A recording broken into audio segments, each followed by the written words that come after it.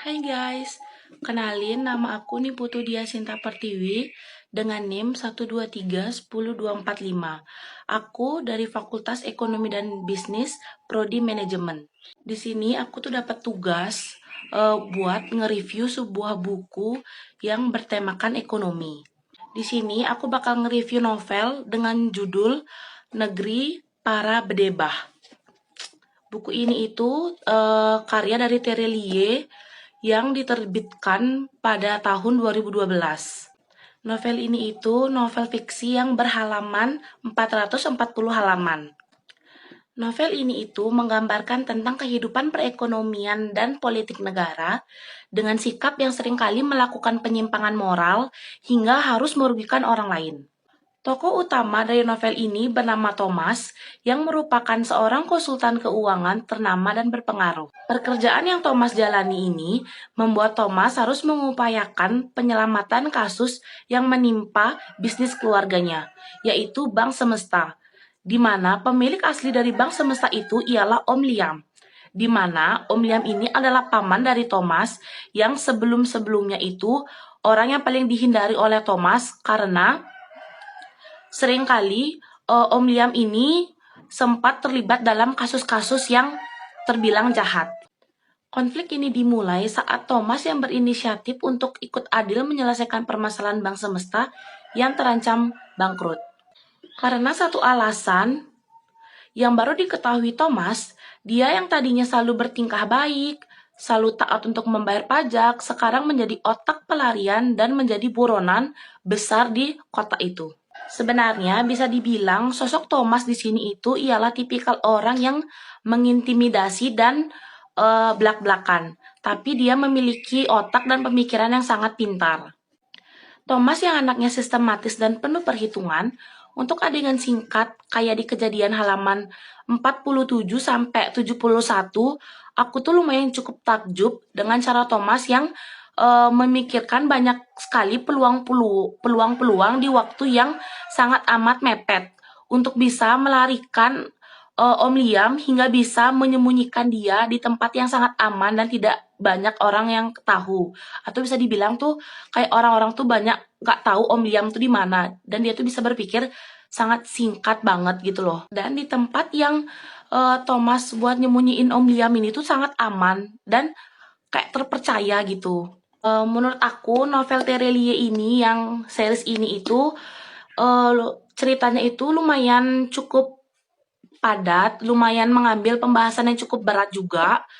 Tapi tuh novel ini itu di setiap backlinernya atau di setiap babnya itu kayak selalu ngasih kita sebuah hal yang penasaran gitu loh. Apa sih selanjutnya dari cerita ini? Apa sih selanjutnya dari ini? Jadi buat aku baca setiap babnya itu selalu kayak buat penasaran gitu loh. Selain itu, di setiap babnya ini itu kita tuh dapat aja informasi yang terkuak yang ngebuat kita tuh kayak ih, apa ya ini kayak gimana ya, kayak seseru apa ya, terus kelanjutannya gimana ya. Jadi kayak kita sebagai pembaca itu kayak gak stop buat terus baca ini. Tapi menurutku kita sebagai pembaca yang lumayan kurang suka membaca atau lumayan yang jarang membaca, menurutku kalian juga harus lebih berhati-hati atau betul-betul mencerna apa yang terjadi di setiap bab yang diceritakan oleh Terelie ini.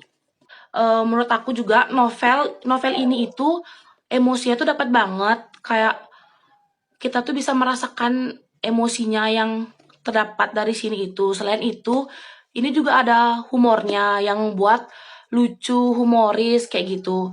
Menurut aku itu novel ini itu nggak menceritakan tentang perekonomian juga, tapi juga dia menceritakan tentang persahabatan, percintaan, dan kekeluargaan.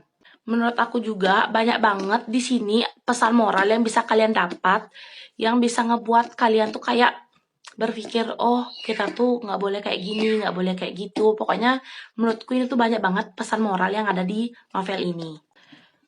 Terus yang lebih ngebuat aku takjub sama novel ini itu, si Thomas ini bisa menyelamatkan Bank Semesta itu dalam waktu cuma 2 hari. Jadi kebayangkan gimana hektiknya, padatnya cerita ini tuh, hebohnya gimana. Cerita ini tuh dapet gitu loh. Dan dia itu benar-benar bisa menyelamatkan dalam waktu 2 hari. Jadi Sebenarnya tuh banyak banget pesan moral yang terdapat dalam novel ini. Kayak judulnya Negeri Para Bedebah. Ini itu kayak memang menggambarkan kehidupan perekonomian dan politik negara yang dipenuhi musang berbulu domba. Di mana dengan sikap-sikap mereka yang sering melakukan penyimpangan moral hingga harus merugikan orang lain. Di sini kita bisa mengerti gambaran penyimpangan yang perlu dihindari agar terhindar dari lingkaran setan. Sejumlah penyimpangan yang tampak dan menjadi halangan, kecurangan yang kerap kali dilakukan oleh para kelas elit dan petinggi tinggi. Selain itu, banyak banget petinggi-petinggi tinggi itu menggelapkan dana, menyalahgunaan wewenang dan kekuasaan untuk masalah pribadi, pengkhianatan, dan masih banyak banget penyimpangan lainnya yang digambarkan dalam novel ini. Novel ini juga itu tuh menggambarkan betapa mengerikannya potensi dari diri setiap manusia maupun beberapa orang yang kalau dia diberikan kekuasaan lebih, dia itu akan menjadi monster atau dia itu akan hilang kendali. Menurut aku, pesan moral yang aku dapat dari novel ini yang paling ngena buat aku dan paling aku ingat-ingat itu adalah apabila satu keburukan yang kita lakukan hanya akan membawa keburukan yang lain yang akan berakhir tidak baik.